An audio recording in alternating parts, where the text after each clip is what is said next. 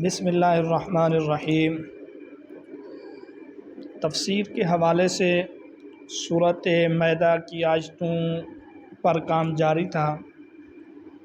چونکہ شروع میں کچھ آیتیں رہ گئی ہیں تو مختصر طور پہ ان کی تفسیر بھی پیش خدمت ہے۔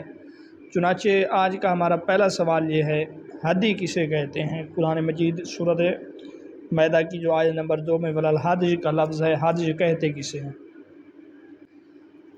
تو اس کا جواب یہ ہے، ان جانوروں کو ہدی کہتے ہیں جو قربانی کے لیے حرم پاک لے جائے جائیں، تو اللہ رب العزت نے ان کی بے حرمتی سے منع کیا ہے۔ اگلا سوال یہ ہے کہ حرمت والے مہینے کتنے ہیں؟ تو اس کا جواب یہ ہے، حرمت والے مہینے 4 ہیں۔ اگلا ہمارا سوال یہ ہے کہ قلائد کس کو کہتے ہیں؟ وَلَلْقَلَائِدُ جو سورۃ مائدہ میں مذکور ہے، تو وہ پٹا جو جانور کے گلے میں ڈالا جائے اس کو قلائد کہتے ہیں۔ بہرحال آیت سے مقصد یہ ہے کہ نہ ان جانوروں کی بے حرمتی کرو، نہ ان پٹوں کی بے حرمتی کرو۔ یہ مبالغہ کے طور پہ بتلایا گیا ان کو کہ جانور تو جانور رہے، حرم پاک کی طرف لے جانے والے، ہاں ان کے گلوں میں جو 2 پٹے ہیں، وہ جو پٹا ہے اس کی بھی بے حرمتی نہ کرو۔ اور دوسرا معنی اس کا یہ بھی ہے کہ نہ ہدی کی بے حرمتی کرو، نہ ان جانوروں کی بے حرمتی کرو جن کے گلے میں پٹا ہو۔ یعنی جب اس پٹے کی بے حرمتی جائز نہیں ہے تو پھر جانور کی بے حرمتی کیسے جائز ہوگی؟ اگلا سوال یہ ہے کہ کسی قوم کے ساتھ دشمنی کی وجہ سے مسلمانوں کو کتنے کاموں سے روکا گیا ہے؟ تو مسلمانوں کو 2 کاموں سے روکا گیا۔ یہ بتلایا گیا، کسی قوم کے ساتھ دشمنی میں آ کر تم ان کو مسجد حرام سے نہ روکو، جس طرح انہوں نے تم کو روکا، لہذا صلح حدیبیہ کے موقع پر، لہذا تم یہ کام نہ کرنا۔ اور دوسرے نمبر پہ اسی صورت کی ایک اور آیت میں مسلمانوں کو روکا گیا کہ کسی قوم کی دشمنی کی وجہ سے تم عدل و انصاف سے ہاتھ نہ دھو بیٹھو۔ ایسا نہ ہو کہ کسی قوم کے ساتھ سابقہ دشمنی تمہیں عدل و انصاف سے رکاوٹ ہو جائے، یہ 2 کام نہیں کرنے۔ اسی صورت کی آیت نمبر 2 میں تعاون علی البر اور تقوی کا حکم دیا گیا ہے، اور تعاون علی الاسم اور عدوان سے روکا گیا، یعنی بر اور تقوی پر ایک دوسرے کی ساتھ تعاون اور مدد کرو۔ تو بر اور تقوی میں فرق کیا ہے؟ بر اور تقوی میں فرق یہ ہے کہ نیک کام کرنا بر ہے، جبکہ برے کاموں سے رکنا یہ تقوی ہے۔ یعنی ایک میں فعل الخیرات ہے، اچھے کام کرنا، اور تقوی میں ترک المنکرات ہے، برے کاموں سے رکنا۔ اگلا سوال یہ ہے کہ 2 چیزوں سے جو روکا گیا کہ لا تعاونوا علی الاسم والعدوان، اسم اور عدوان میں کیا فرق ہے؟ تو اسم مطلق گناہ کو کہتے ہیں، جبکہ عدوان سے مراد ظلم و زیادتی، یعنی مطلق گناہ پر ایک دوسرے کے ساتھ تعاون نہ کرو، خصوصاً ان میں سے ظلم اور زیادتی، یہ مطلق گناہ سے بھی زیادہ برا کام ہے کہ ایک بندہ پہلے سے ظالم ہے پھر اس کی مدد کرنا، اس کو ظلم پر تیار کرنا وغیرہ ذالک۔ تو اسم اور عدوان میں فرق یہ ہوگا، اسم مطلق گناہ کو، جبکہ ظلم زیادتی کو عدوان کہتے ہیں۔ اگلا سوال یہ ہے کہ سورۃ مائدہ کی جو آیت نمبر 3 ہے، حرمت علیکم المیتہ والدم ولحم الخنزیر، اس آیت میں حرام چیزیں کتنی بتلائی گئی ہیں؟ تو اس کا جواب ہے کہ اس آیت میں 11 حرام چیزیں بتلائی گئی ہیں۔ تو اگلا سوال ہمارا یہی ہے کہ میتہ جو ہے یہ کس کو کہتے ہیں؟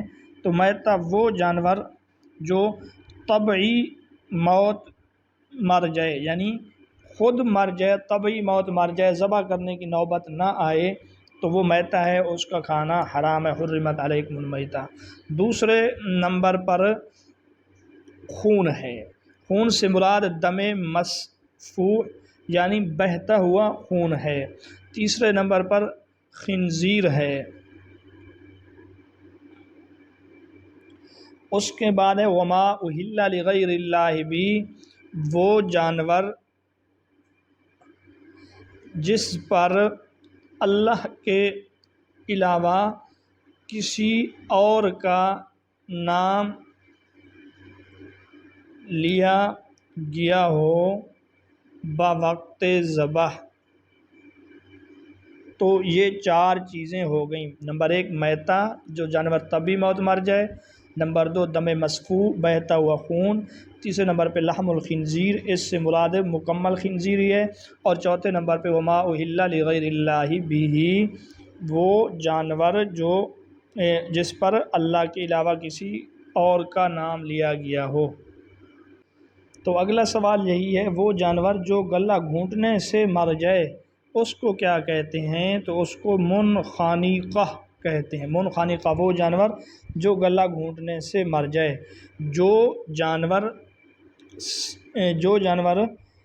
چوٹ لگنے سے مر جائے اس کو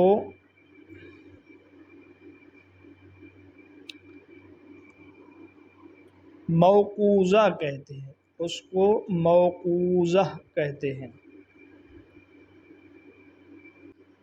7 چیزیں ہو چکی ہیں۔ 8ویں نمبر پر سوال یہ ہے، یا 8ویں چیز، وہ جانور جو کسی جانور کے سینگ لگنے سے مر جائے تو اس کو کیا کہتے ہیں؟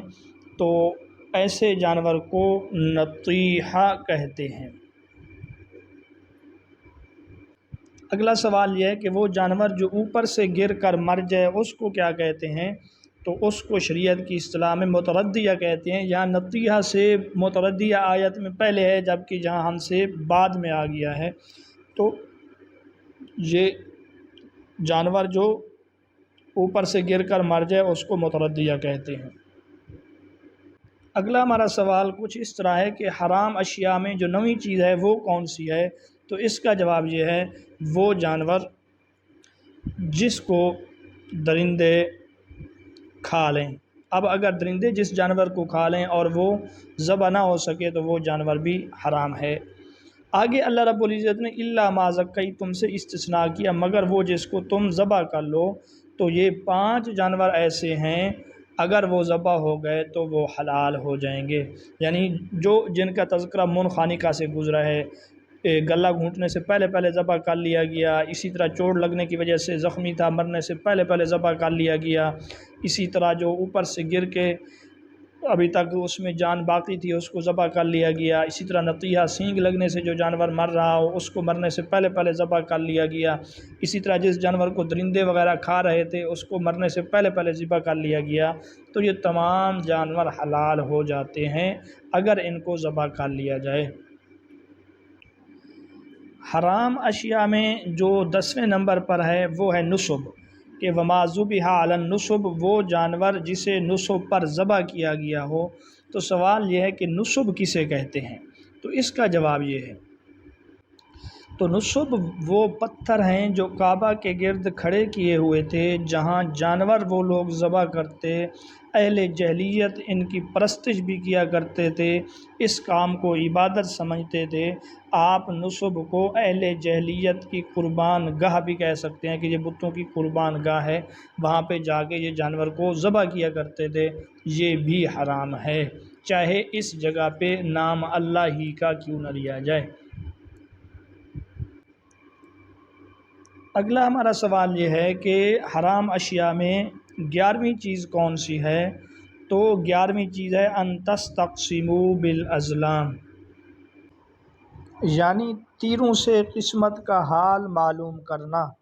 یہ ازلام ظلم کی جمع ہے، یہ کل 7 تیر تھے، اور وہ 7 تیر انہوں نے زمانہ جاہلیت میں اس کام کے لیے مقرر کیے ہوئے تھے، اس کے ذریعے وہ قسمت آزمائی کیا کرتے تھے۔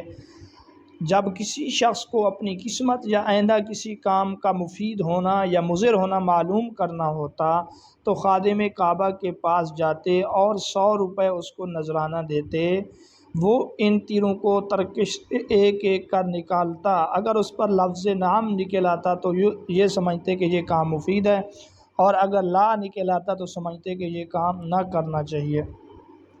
اسی طرح یہ بھی حرام ہے، اس کی کمائی بھی حرام ہے۔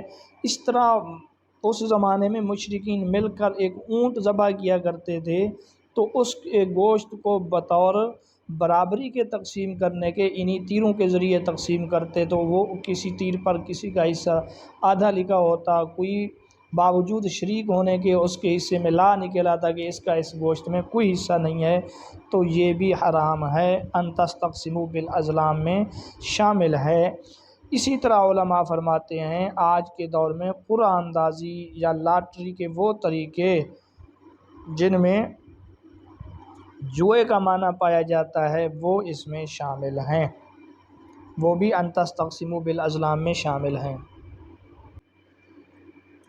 اگلا سوال یہ ہے کہ یہ آیت کب نازل ہوئی؟ الیوم یئس الذین کفروا من دینکم، کہ آج کے دن کافر لوگ تمہارے دین کے مغلوب ہونے سے نا امید ہو گئے ہیں، فلا تخشوہم واخشونی، ان سے مت ڈرو اور میرا ڈر دل میں رکھو یا مجھ سے ڈرو۔ الیوم اکملت لکم دینکم، آج میں نے تمہارے لیے تمہارا دین مکمل کر دیا، واتممت علیکم نعمتی، اور تم پر اپنی نعمت پوری کر دی، ورضیت لکم الاسلام دینا، اور تمہارے لیے اسلام کو دین کے طور پہ ہمیشہ ہمیشہ کے لیے پسند کر لیا۔ فمن اضطر فی مخمصہ غیر متجانف لإثم فإن اللہ غفور رحیم، اس کا تعلق اس کے ساتھ ہے کہ کوئی بندہ بھوک کے عالم میں بالکل مجبور ہو جائے اور حرام کھانے کے علاوہ اس کے پاس کچھ اور موجود نہ ہو تو وہ بقدر ضرورت جان بچانے کی خاطر حرام مال کھا سکتا ہے۔ بہرحال یہ آیت نازل ہوئی ہے 10 ہجری یوم عرفہ کے دن جمعۃ المبارک اور بوقت عصر، جس آیت میں مسلمانوں کو عظیم خوشخبری سنائی گئی ہے کہ آج تمہارا دین مکمل ہو چکا ہے، اور آج کے دن کفار تم سے نا امید اور مایوس ہو چکے ہیں، یعنی اس بات سے کہ وہ اب تم پر غالب آ جائیں یا تمہارے دین کو مغلوب کر سکیں۔ سوال یہ ہے اس آیت میں وفات النبی صلی اللہ علیہ وسلم کی طرف اشارہ ہے، بالکل واضح ہے۔ صحابہ کرام جس طرح اس آیت کو سن کر خوش ہوئے اسی طرح رونے بھی لگے، کیونکہ ان کو معلوم تھا کہ اب آپ صلی اللہ علیہ وسلم زیادہ دیر ہم میں نہیں رہیں گے۔ تو اس کے نزول کے کتنے دن بعد آپ صلی اللہ علیہ وسلم اس دنیا سے پردہ فرما گئے؟ تو 81 دن کے بعد۔